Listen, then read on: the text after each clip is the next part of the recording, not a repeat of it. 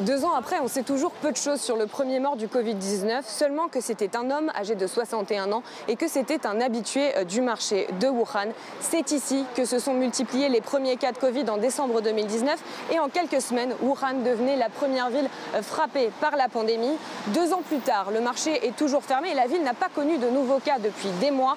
Pour les habitants auxquels nous avons pu parler, Wuhan, c'est avant tout la ville des héros, la ville qui a vaincu le Covid. Ils la considèrent comme l'une des plus sûres du pays.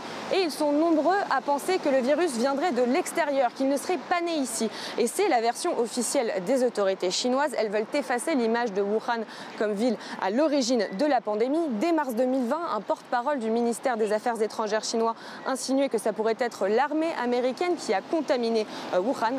La quête des origines du Covid est évidemment politique, au cœur des tensions sino-américaines. Et d'ailleurs, la Chine a refusé la poursuite de l'enquête de l'Organisation mondiale de la santé en juillet dernier. Et donc la communauté scientifique manque de preuves pour arriver à un consensus.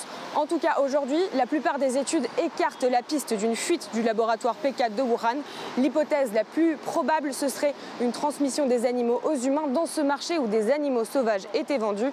Selon une étude américaine publiée en novembre dernier, 1 à 2 tiers des tout premiers cas de Covid étaient bien localisés dans ce marché de Wuhan.